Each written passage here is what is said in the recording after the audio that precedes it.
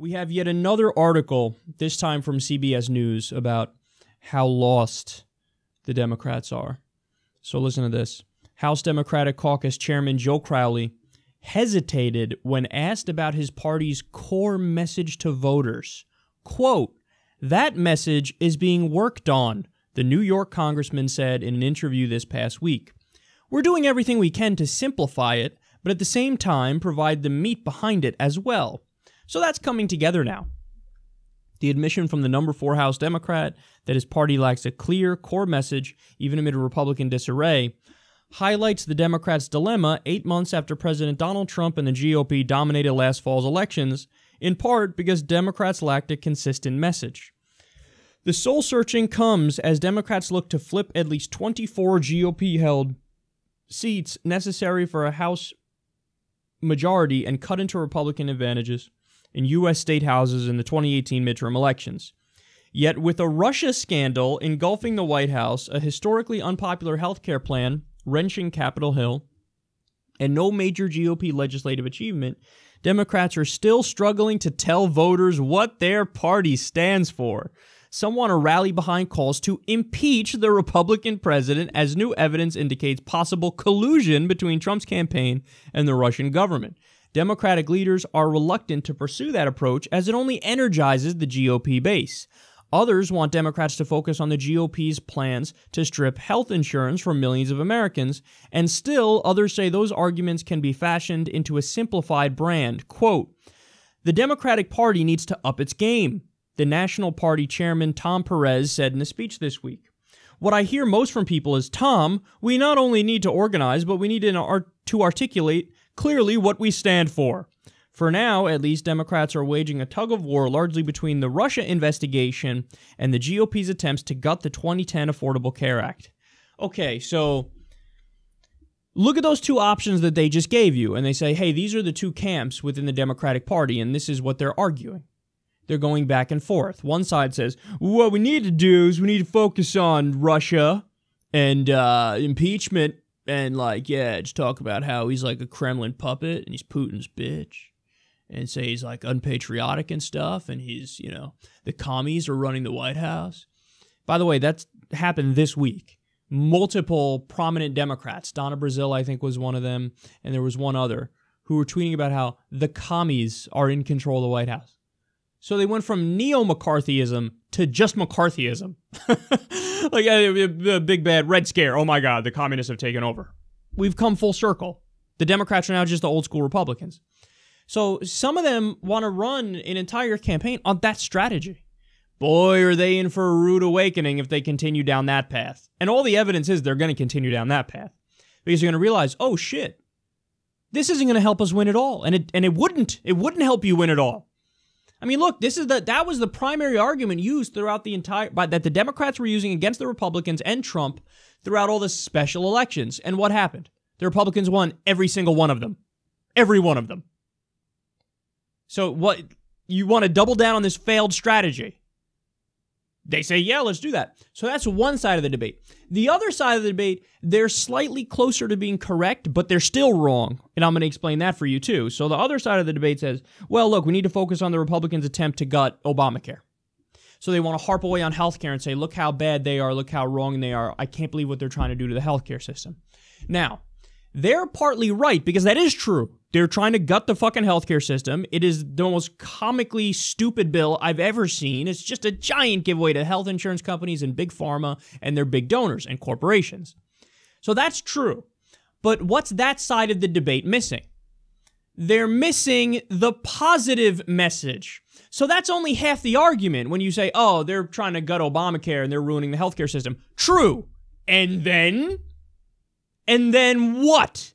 You don't just get to say they're doing shitty, let's just protect Obamacare, because then what you're doing is you're arguing for business as usual. You're arguing for the status quo. You're arguing for things not to change, to just stay the same.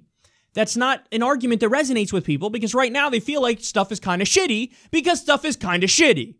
So you need to say, oh my God, look at what they're doing. They're destroying the healthcare system. They're making it even worse. And we have the solution. The solution isn't just Obamacare. The solution is Medicare for all.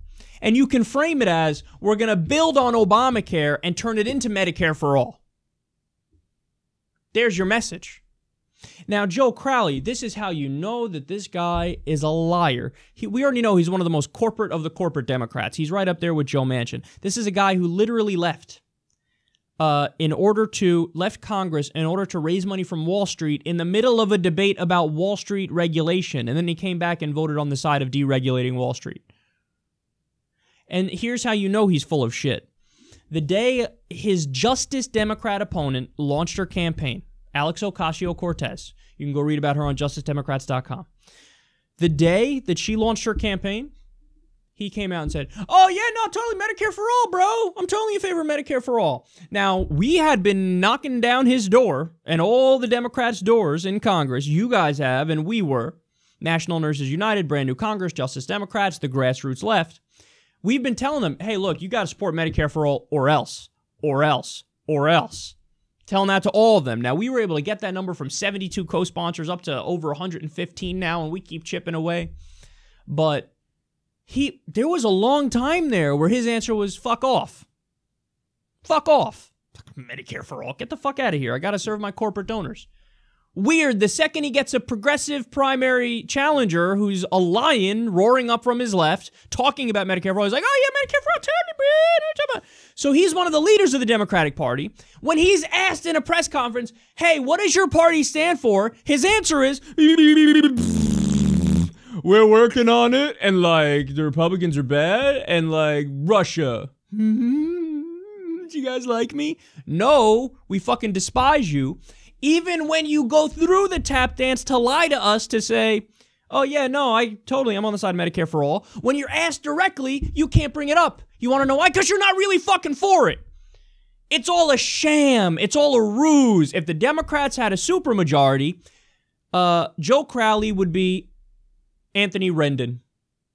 Rendon, of course, in California, stabbed the grassroots left in the back by saying, yeah, you guys want single payer? I disagree. And he killed the vote on it. So that's what Crowley would be. Oh, I'm totally in favor of it. Oh, really? Well, what happened? Oh, look, the Democrats won, and now you have the numbers, and is it time to pass it? No, now's not the right time, and there's a problem with this bill in Area C, subsection 23, line 19. And that, by the way, that's what the corporate Democrats do. They'll say they're for it, then they'll vote against it or not allow a vote on it and say, well, you know, it's just, I'm for it, but the details of this one were just not right. So they're for it, but I never vote for it. I'm never going to vote for it, but I'm for it. This is what Debbie Wasserman Schultz does.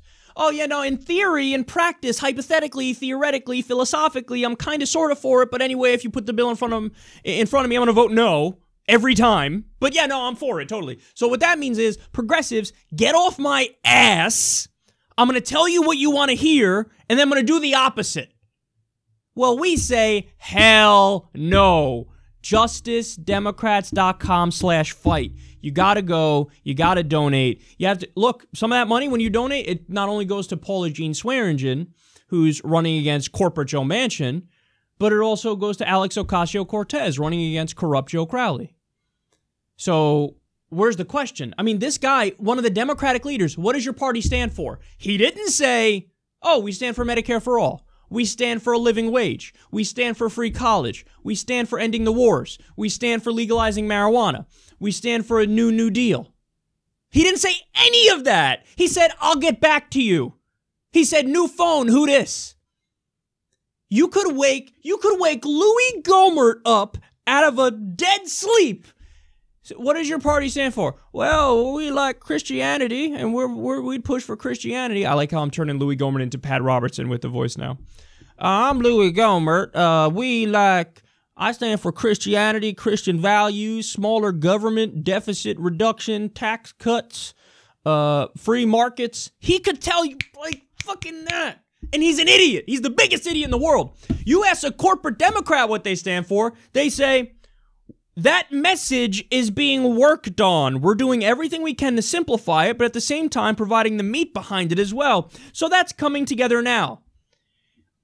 Let me explain something to you. If you're a Democratic politician and you cannot answer, when you're asked, what do you stand for? What does your party stand for? If you're not immediately answering Medicare for all, free college, living wage, end the wars, end the drug war, New Deal. If you're not immediately answering those things, step the fuck aside. Step aside. I'm not remotely interested in you as a politician. You're a joke. You're a joke.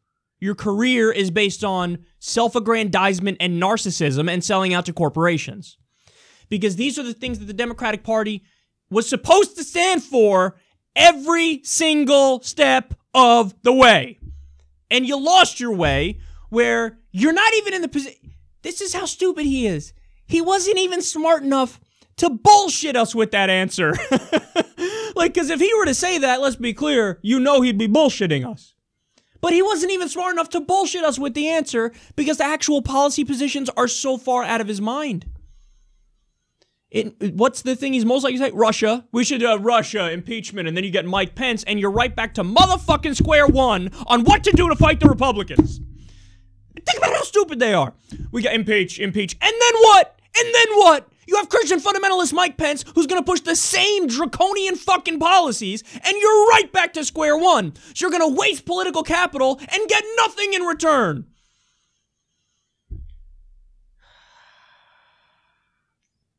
He couldn't even bullshit us. He couldn't even bullshit Medicare for all. He couldn't even bullshit us. We'll get back to you on our message. I'll get back to you on what I stand for. I'll get back to you on what I believe in. Could you imagine? Like, you imagine you guys come to this show, you watch this show, and, you know, I'm doing commentary on a story. I'm like, look. I just want to let you guys know. Come back to me for my opinion on this. I got to look through it more.